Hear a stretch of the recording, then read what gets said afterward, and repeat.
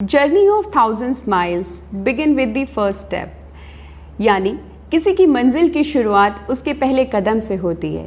इन्हीं शब्दों के साथ मैं ज्योति पवार आप सभी का हार्दिक स्वागत करती हूँ six sigma institute of technology science के इस ट्रेनिंग प्लेटफॉर्म के प्रथम चरण में। इस ट्रेनिंग में आज का जो पहला सेशन रहेगा वो रहेगा पर्सनालिटी डेवलपमेंट का। पर सेशन को शुरू करने से पहले मैं आप सभी के साथ एक छोटा सा एक्सरसाइज शेयर करना चाहूँगी। मैं आप सभी के साथ एक पिक्चर शेयर करूँगी। उस पिक्चर में आपके पास बहुत सारे रंगों के नाम अलग अलग रंगों से दिए होंगे। तो चैलेंज ये है कि आपको उन सभी रंगों के नाम नहीं पढ़ने हैं बल्कि उनके रंगों को पढ़ना है। फॉर एग्जाम्पल, अगर येलो लिखा है और वो लाल रंग से लिखा है तो आप उसे येलो नहीं पढ़ेंगे, आप उसे लाल पढ़ेंगे। मैं अभी आपसे वो पिक्चर शेयर करूंगी, आप जहां पर भी हैं इस एक्सरसाइज को शुरू कर दीजिए। So let get started. So this is the screen. जैसा कि आपका चैलेंज है, इन रंगों के नाम नहीं पढ़ेंगे, इन रंगों को पढ़ेंगे आप। पहला जो रंग है उसको येलो लिखा हुआ है बट आप उसे ग्रीन पढ़ेंगे। आप जहां पर भी बैठे हैं इस एक्टिविटी को कीजिए और स्पीक लाउड। जहां पर भी बैठे हैं, I can not here you but you can hear yourself. ये सिर्फ एक्टिविटी आप सभी के लिए है। Trust me, you will enjoy this activity, right? I know, it's very challenging. Let me read the first line for you. This is green, red, blue. This is green, red, blue. Next line क्या है? Next line है yellow, blue, black. Yellow, blue, black. तो fine, इसमें घबराने जैसा कुछ नहीं है। 90% लोग इस चैलेंज में हमेशा हार जाते हैं क्योंकि ये चैलेंज आपका नहीं बल्कि आपके अंदर लेफ्ट और राइट ब्रेन के कॉन्फ्लिक्ट का है। हम सभी के पास दो ब्रेन रहते हैं, लेफ्ट और राइट। लेफ्ट जो सिर्फ लॉजिक जानता है, जो सिर्फ एनालिसिस जानता है, जिसे सिर्फ ये पता है कि भाई ये येलो लिखा है। ही डजंट अंडरस्टैंड कि ये हरा है, काला है। बट राइट ब्रेन कहता है वाओ इट्स ग्रीन कलर। उसे नहीं पता है ये कौन से ये क्या लिखा है। तो ये जो कॉन्फ्लिक्ट आपके ब्रेन में चलता है तो कहीं ना कहीं इसका इम्पैक्ट आपकी पर्सनालिटी पे होता है। तो सबसे ज्यादा जरूरी है जब भी आप लेफ्ट और राइट ब्रेन को इंक्लाइन कर दें तो आपका पर्सनालिटी बिल्कुल इम्प्रूव्ड लेवल पे जाता है। So what is personality? जैसा कि मैंने ऑलरेडी डिफाइन किया है कि पर्सनालिटी एक ऐसी डेवलपमेंट है जो आपके एटीट्यूड और बिहेवियर दोनों का एक ऑर्गेनाइज्ड पैटर्न होता है। एटीट्यूड या बिहेवियर दोनों ही एक्वायर्ड या नॉन एक्वायर्ड भी हो सकते हैं। एक्वायर्ड यानी कि आपने किसी को फॉलो किया और आपने उसे सीख लिया, अपने पापा को, अपने चाचा को, अपने किसी फ्रेंड को, अपने किसी रोल मॉडल को, या आपके अपने अंदर से नॉन एक्वायर्ड भी रहते हैं जो कि आपके अपने पर्सनल होते हैं। तो पर्सनालिटी अल्टीमेटली आपके एटीट्यूड और बिहेवियर दोनों का एक ऑर्गेनाइज्ड पैटर्न होता है, राइट? दोनों को मिला के आपकी टोटल पर्सनालिटी बनती है। फ्रेंड्स, एक बहुत ही अच्छा गुरु मंत्र आपको देने वाली हूँ। 3 ऐसे फैक्टर जो आपकी जिंदगी को बदल के रख देंगे, जो आपकी पर्सनालिटी को इतने अच्छे रूप से निखारेंगे कि you will be a transformed man. तो इन 3 फैक्टर में पहला फैक्टर जिसकी मैं बात करने वाली हूँ वो है संगति। संगति को अगर आप डिफाइन करें, संग प्लस गति, यानी कि जैसा भी संग हो वैसी ही जिंदगी में आपकी गति आ जाती है। अगर आपका संग, आपकी कंपेनियनशिप, आपका सोसाइटी, आपका एनवायरनमेंट में बहुत ज्यादा परिश्रम, बहुत ज्यादा हार्डवर्क है या बहुत ज्यादा स्मार्टनेस है, तो आपकी अपने आप से आपकी लाइफ में भी स्मार्टनेस और हार्डवर्क अपने आप से आ जाएगा, फ्लो में आ जाएगा, नेचुरली आ जाएगा। दूसरी अगर मैं फैक्टर की बात करूं, आदत। आप सभी बहुत अच्छे से जानते हैं कि अगर अच्छी आदत है जो आपको हर रोज एक नया व्यक्तित्व आपकी जो लाइफ में जोड़ती हैं, जो आपके जिंदगी में एक नया अध्याय जोड़ देती हैं, जो आपको आपसे आगे ले जाती हैं, वो है अच्छी आदतें। अच्छी आदत सुबह उठना है, सुबह उठकर भी उन अच्छी आदत में भी और अच्छी आदतों को डालना है। तो आदत अगर हर रोज आप प्रैक्टिस करेंगे तो obviously you will be a changed man.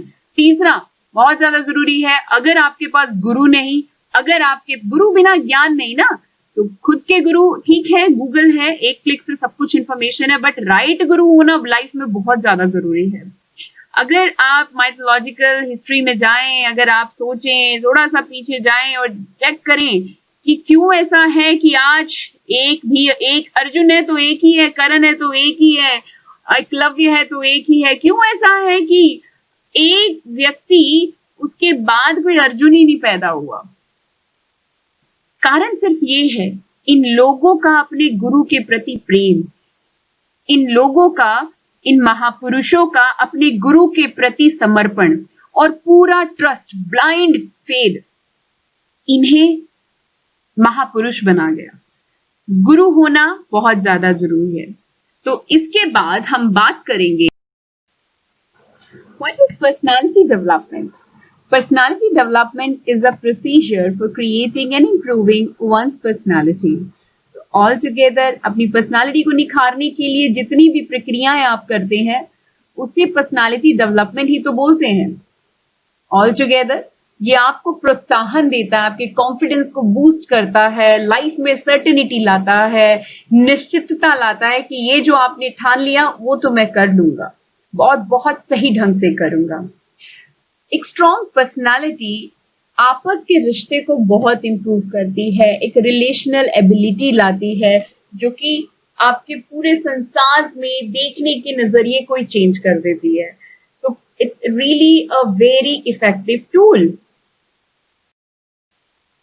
इस स्लाइड में मैं बात करने वाली हूँ ब्रायन ट्रेसी की। ब्रायन ट्रेसी एक बहुत बड़े विशेषज्ञ हैं पर्सनालिटी डेवलपमेंट के, एक ऑथर हैं, कई बुक्स लिखी हैं, लाइफ कोच हैं। इनके हिसाब से एक छोटी सी लाइन है, personal development is a major time saver, the better you become the less time it takes you to achieve your goals.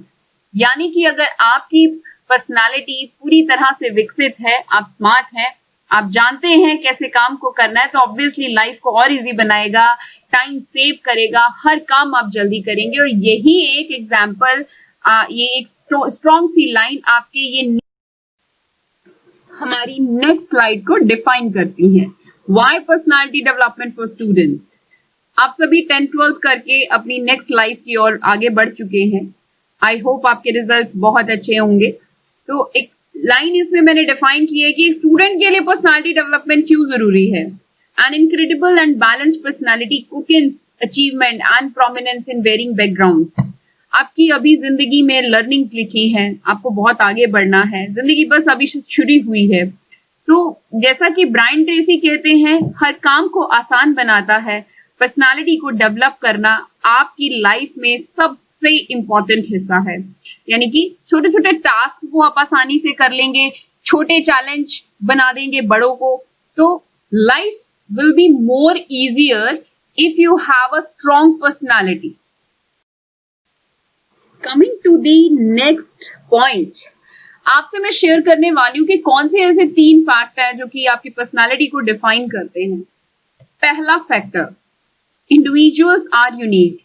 Something like जैसे हमारी अंगूठों की रेखाएं सबकी विभिन्न होती हैं, उंगलियों के निशान अलग होते हैं, उसी तरीके से हम सभी अलग अलग विभिन्न हैं, हमारी पर्सनालिटी सभी की अलग है। Individuals behave differently in different situation. क्योंकि हम अलग हैं तो अलग अलग सिचुएशन में हम लोग अलग अलग तरीके से बिहेव करते हैं। Although individuals are unique and behave inconsistently across situations, there is a considerable commonality in human behavior. 2 लाइनें साफ साफ लिखी हुई हैं ऊपर वाली, individuals are unique. Second line में लिखा हुआ है इंडिविजुअल्स, चूंकि इंडिविजुअल अलग अलग है, अद्वितीय हैं, तो अलग सिचुएशन में वो अलग अलग तरीके से बिहेव करते हैं, परंतु फिर भी हम सब में हमारे ह्यूमन बिहेवियर में बहुत सारी चीजें हैं जो कॉमन है। आज हम उसकी चर्चा करने वाले हैं। So let's get started to the next slide. How personality develop. Personality develop with the 2 factors, heredity and environment. Heredity का अर्थ ये है कि आप अपने एंसेस्टर, अपने डीएनए के थ्रू, अपने जीन्स के थ्रू कुछ चीजें अपने ब्लड में, अपने जीन्स में लेकर आते हैं जो कि कॉमन रहती हैं। अगर आपके फादर को सिर्फ एन एग्जाम्पल ड्राइविंग बहुत ज्यादा पसंद है और आपके जीन्स में भी वो टेस्ट है ड्राइविंग का, वो नशा है ड्राइविंग का, तो वो आप में डायरेक्ट आ रहा है और वो आपको भी रहेगा। हेरिडिटी में जितने भी आपके अंदर inbuilt taste, preferences, attitude, behaviour रहते हैं जो कि आपके एंसेस्टर या डीएनए के थ्रू ट्रांसफर हुए हैं आपकी बॉडी में, you can not work on that. यानी कि जो भी पर्सनालिटी आपके डीएनए के थ्रू रहेगी, जो भी पर्सनालिटी आपके जीन्स में रहेगी, जो स्वभाव आपको नेचर से मिला है, उसे तो आप चेंज नहीं कर सकते। हम सभी अलग हैं। दूसरा जो फैक्टर है एनवायरमेंट, यानी कि एक कहीं ना कहीं आपका कॉन्शियस हिस्सा ट्रेंड है, जिसके पास अपना एक अलग पर्सनालिटी है जो आपने एक्वायर की है अपने एंसेस्टर से।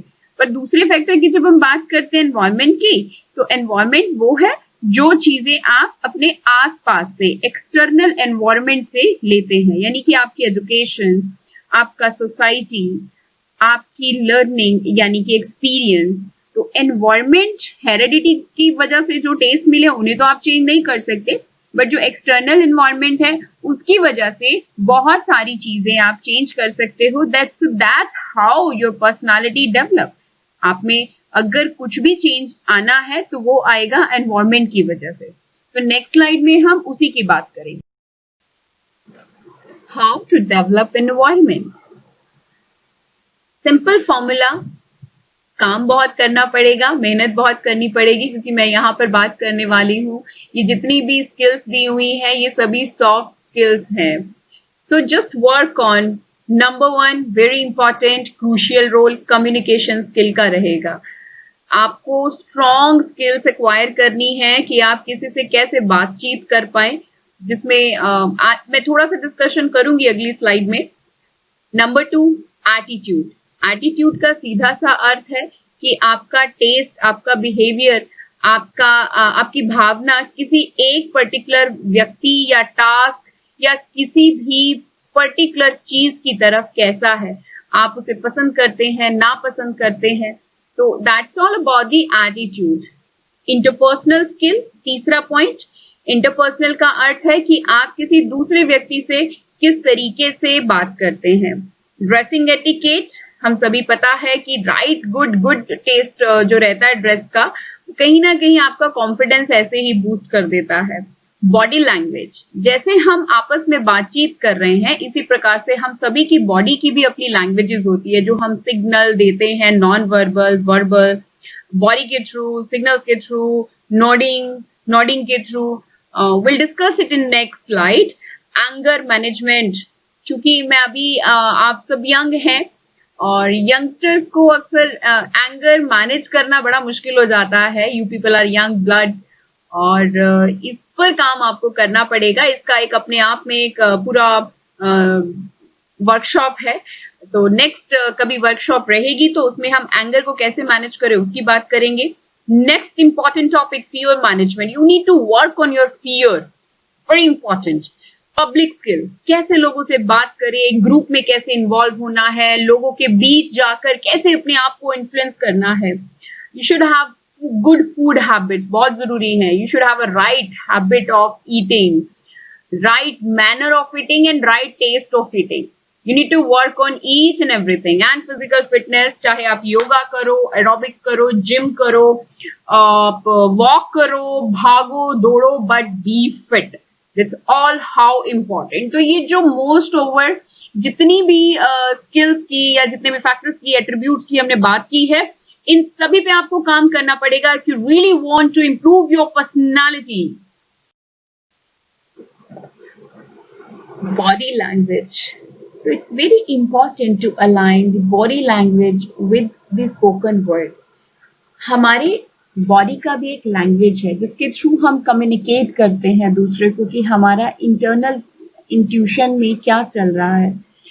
And it is important to know कि body language is more powerful than your words, it's more louder than your words. Body language में क्या क्या चीजें आती हैं. I have written it here. Facial expression, gesture, body movement, eyes contact, posture or stance of the body, and the space relationship between two people. एक छोटी सी theory मैं आपके साथ शेयर करना चाहूंगी जिसमें अल्बर्ट मेहरबियन ने कम्युनिकेशन प्रोसेस को 3 डिफरेंट पार्ट्स में डिवाइड किया है. As you can see, words has just 7% importance और बॉडी मूवमेंट, बॉडी लैंग्वेज का इम्पोर्टेंस 55% है. Where voice tone and modulation, pauses, इसका इम्पोर्टेंस 38% है. So this is how your body language is so important. Just sharing you this picture to show you कि एक छोटी छोटी signal, facial expression या gesture आपकी पूरी कम्युनिकेशन को कितना क्लियर कर रहे हैं. Factor that determine our attitude. Third important factor, trust me, मतलब आप कितने भी अच्छे लेखक, कितने भी अच्छे सिंगर क्यों ना हो या कितने भी अच्छे आप साइंटिस्ट क्यों ना हो, लेकिन अगर आपके पास राइट एटीट्यूड नहीं है तो दे ऑल आर यूजलेस. आपकी जो हार्ड स्किल है सब बकवास है. आप एटीट्यूड का सीधा सा अर्थ है कि आप किसी एक पर्टिकुलर चीज के प्रति, व्यक्ति के प्रति या किसी सिचुएशन के प्रति अपना कैसी भावना रखते हैं. That's all about attitude. आपका बिहेवियर कैसे है towards another point of view. So attitude पे अगर हमें काम करना है तो 3 इंपॉर्टेंट ईज पे काम करना पड़ेगा. ये 3 ईज क्या क्या है? एनवायरमेंट, एक्सपीरियंस और एजुकेशन. यानी कि अगर आपको अपना एटीट्यूड को इम्प्रूव करना है तो आपको एनवायरमेंट पे काम करना पड़ेगा. एनवायरमेंट कैसे इम्प्रूव करोगे? राइट संगति के साथ. वही 3 अपने जो मैंने फैक्टर बताए थे गुरु मंत्र के, राइट संगति, राइट संगति, राइट संगति. दूसरा एक्सपीरियंस. आपके पास अगर अच्छी आदत है तो you will experience good knowledge, good things. और तीसरा है एजुकेशन, जो कि आपके गुरु से आपको मिलेगी, आपके मेंटोर से आपको मिलेगी, है ना. गुरु बिना ज्ञान नहीं. बिलीव करना सीखें. आज की जो जनरेशन है, मैं एक्सपीरियंस कर पाती हूँ, थोड़ा सा कॉन्फिडेंस लूज हो गया है अपने गुरु के प्रति. उनके अंदर ट्रस्ट डालिए, भावना डालिए. देखिए फिर कैसे आपको चीजें ऐसे सरपट सीख लेते हैं आप चीजों को. थोड़ा सा ट्रस्ट, थोड़ा सा लगाव अपने गुरु के प्रति आपको बहुत ज्यादा लर्निंग देता है. नेक्स्ट स्लाइड करने वाले हैं एक छोटी सी स्टोरी की जो कि एटीट्यूड पे है. मैं एक बच्चा था जिसने देखा एक तूफान आया है रात को, तो जब घूमने आता है इसके समुद्र के किनारे, वहां पे बहुत हजारों स्टार फिश बहाव से बाहर आ गई. वो मर रही थी क्योंकि पानी में सरवाइव कर पाती थी और लैंड पर ला गई है. तो वो बच्चा उन्हें देख रहा था, वो कोशिश कर रहा था. एक स्टार फिश, छोटे छोटे हाथ से एक छोटा सा स्पैचुला लेके आता है, एक स्टार फिश उठाता है, भाग के जाता है और वो अंदर डाल देता है. फिर वापस आता है, भाग के जाता है, अंदर डाल देता है. तो एक अंकल होते हैं पड़ोसी उनके, वो उसको देख रहे होते हैं. वो उसके पास हंसते हैं, मुस्कुराते हैं, कहते हैं बेटे इधर आ, क्या कर रहा है? वो कहते हैं कुछ नहीं, मैं ना ये स्टारफिश को बचा रहा हूँ. तो वो कहते हैं इससे मतलब क्या होना है, यहाँ तो हजारों स्टारफिश हैं. तो वो बच्चा क्या कहता है कि नहीं सर, फर्क पड़ता है. वो कहते क्या फर्क पड़ता है बेटे, हजारों तो हैं. उसने कहा नहीं सर, फर्क पड़ता है. फिर कहता है बेटे आप शायद देख नहीं रहे, अभी आप बच्चे हैं, देखो कितनी हजारों फिशेस रखी हैं आसपास, कितनी पड़ी हुई है, कितनी मर रही है, किसे फर्क पड़ता है. तो जब उस बच्चे ने एक स्टारफिश को उठाया, भाग कर वो अंदर फिर से इसको समुद्र में डालकर आया और फिर भाग कर आया और बोला कि अंकल ये जो स्टारफिश मैंने फेंकी है ना समुद्र में, उसे पड़ता है.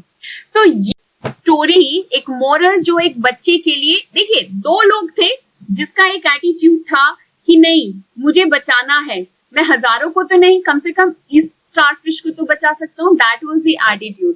और उस व्यक्ति का एटीट्यूड कि हजारों पड़ी है, मर रही है, मरने दे, मैं किसको बचाऊंगा. So that's how you can make a difference. It is the way to see the world. Be positive, think optimistic. That's how you can change the whole world. Communication skill very important, trust me. अगर आपके पास कुछ भी नहीं है ना, अगर आपके पास अच्छा कम्युनिकेशन स्किल है तो आपको आगे बढ़ने से कोई नहीं रोक सकता। इसका मतलब ये बिल्कुल नहीं कह रही हूँ कि मैं सिर्फ कम्युनिकेशन स्किल पे काम करो, काम आपको सभी फैक्टर्स पे करना है अगर लाइफ में सक्सेसफुल होना है। बट हाँ, सर्वाइव करना है तो राइट कम्युनिकेशन भी आपको बहुत हेल्प कर सकता है। ये इतना स्ट्रॉन्ग टूल है। कम्युनिकेशन होता क्या है, देखिए कम्युनिकेशन का अर्थ बिल्कुल ये नहीं है that you speak in a good English, you influence a people with your good slang, but बहुत ज्यादा जरूरी है जो हम ये तीन चार पॉइंट मैंने डिस्कस किए हैं अलग अलग रंगों से, जो मैं पिंक रंग बोलने वाली हूँ। Transfer of information and understanding from one person to another person. Simple सा अर्थ है, आपके पास कोई आइडिया है और आपने कम्युनिकेट कर दिया दूसरे को, है ना। तो नीला पॉइंट बोलते हैं अ bridge that a person can cross safely on river of misunderstanding. हम दोनों के बीच कुछ मिसअंडरस्टैंडिंग है, मैं कुछ और समझ रही हूँ, दूसरा व्यक्ति किसी एक पर्टिकुलर सिचुएशन के लिए कुछ और समझ रहा है, मैंने उसको ट्रांसफर किया अपना आइडिया, मैंने एक ब्रिज बनाया कि मैं अपने हिसाब से ये सोचता हूँ, आप क्या सोचते हैं, तो मिसअंडरस्टैंडिंग क्लियर हुई। तीसरा पॉइंट कहता है जो ब्राउन कलर में मैंने लिखा है, it is not what you say but how you say that matters. This is what the communication. मेरे बच्चों, ये बहुत ज्यादा जरूरी है कि ये जरूरी नहीं है कि आप क्या कहते हैं, क्योंकि words are not that important. If it is important है कि आपका ढंग क्या है कहने के, आपने कौन सी टोन, कौन सी पिच से बात की, आपकी बॉडी लैंग्वेज क्या थी, आपका फेशियल एक्सप्रेशन क्या था, आपकी आईब्रो की पोजीशन क्या थी। छोटी छोटी चीजों पे काम करना पड़ता है। कम्युनिकेशन फिर से ये प्रैक्टिस के बिना नहीं आएगी, कुछ 2-3 आदतें आपको डालनी पड़ेंगी, अपने आप को रिकॉर्ड करना पड़ेगा, दूसरों से फीडबैक लेना पड़ेगा। तीसरा जो बहुत इंपॉर्टेंट है, शीशे में खुद से बातें करनी पड़ेंगी। प्रैक्टिस, मम्मी पापा कहती है बच्चा पागल हो गया है, let it be, let anyone to say anything about you, but you keep practicing if you really want to have a success, if you really want to improve your personality. और अब हम बात करेंगे चौथे पॉइंट की। Communication is an art, right, and it is improved bye practice. हम already discuss कर चुके हैं, ये कला है जो कि जब तक प्रैक्टिस नहीं करोगे तब तक आपको ये इम्प्रूव आप इसे नहीं कर पाएंगे, right. So how to make good personality, कुछ लिस्टेड पॉइंट मैं आपसे डिस्कस करूंगी। इसे नोटबुक में आप उतार लें, एक लिस्ट बना लें और अपने बेड के साइड में उसे लगा दें, ताकि आपका सबकॉन्शियस माइंड इसे हर रोज पढ़े और इसे ट्रेंड हो। Don't be loud. अपनी बात को मनाने के लिए आवाज ऊंची करने की बजाय अगर आप अपने शब्दों का वेट स्ट्रॉन्ग कर दें तो आपकी बात अच्छे से सुनी जाती है और सहमति दी जाती है। Know when to speak up. It is not important कि आप हर बात को जवाब दें। राइट कम्युनिकेशन स्ट्रॉन्ग पर्सनालिटी में तब है जब आपको लगे कि आपको बोलना चाहिए और जब आपको चुप रहना चाहिए तो आप चुप रहें। Don't be afraid to talk to others. Guys, love yourself, just have believe in yourself, have confidence. Don't be afraid to talk to others. एक ही बार डर लगेगा और अगर उस डर को आपने पार कर लिया तो you would be a different person, you will be a transformed person. So don't afraid to talk to others. Having a sense of humor is a plus. हम जब भी बात करते हैं सिर्फ एक टॉपिक पर ही डिस्कशन करने से आपस में एक रैपो डेवलप नहीं हो पाता, एक रिश्ता कायम नहीं हो पाता। तो मेरा सजेशन ये है कि जब भी आप कोई बात करें, पॉइंट डिस्कस करें, उसके बीच में एक स्ट्रॉन्ग सेंस ऑफ ह्यूमर होना बहुत जरूरी है, ताकि आपस में एक कनेक्शन डेवलप हो और स्ट्रांगली हम एक दूसरे से बात कर पाए। Remember, personality doesn't mean that you should have a looks. अक्सर स्पेशली इंडियंस में हम लोग अपने लुक्स को लेके बहुत कॉन्शियस हो जाते हैं। मैं 6 फीट लंबा नहीं हूँ, मेरी तो हाइट सिर्फ 5 इंच है, या मैं ब्लैक हूँ, थोड़ा सा सांवला हूँ। इस तरीके के लुक्स की वजह से आप कहीं ना कहीं अपनी पर्सनालिटी में बहुत डीमोटिवेट हो जाते हैं। तो मेरा सजेशन ये है कि don't you go for the looks. Looks is just a standard, आपको जरूरत नहीं है। Just accept yourself, love yourself, और आपने अपनी स्किल पर काम करना है उसे निखारें, अपने साइकिक बीइंग में देखें, उसके ऊपर वर्क करें। B kind and considerate. आप जरूरी है कि लोगों के प्रति एक एम्पैथेटिकल अप्रोच रखें, लोगों को समझें, एक सरल भाव से लोगों की बातों पर भी सहमति दें। So be kind and considerate. Stop worrying and start living. It's a beautiful quote. If problem can be solved, no need to worry about it. If a problem cannot be solved, what is the use of worrying? Right said, right? कि अगर problem solve हो सकती है तो चिंता काहे की, और अगर प्रॉब्लम सॉल्व ही नहीं हो सकती तो फिर क्यों चिंता। तो इसी अंदाज, it's all about the attitude. Thank you everyone, I hope you like this session. आप सभी को जो भी क्वेरीज हैं, आपकी क्वेश्चंस हैं, आप चैट बॉक्स के थ्रू मुझसे बात कर सकते हैं। I will be there to answer you. और एक और इन्फॉर्मेशन शेयर करना चाहूंगी, आप अपने सभी सर्टिफिकेट इस कॉन्टैक्ट नंबर से ले सकते हैं। ये डिटेल्स आप शेयर कर लें, नेम और फादर्स नेम, ये डिटेल्स आप शेयर कर लें और आपको सर्टिफिकेट आपको मिल जाएंगे। Thank you everyone. तो आप अपने क्वेश्चन मुझसे पूछ सकते हैं।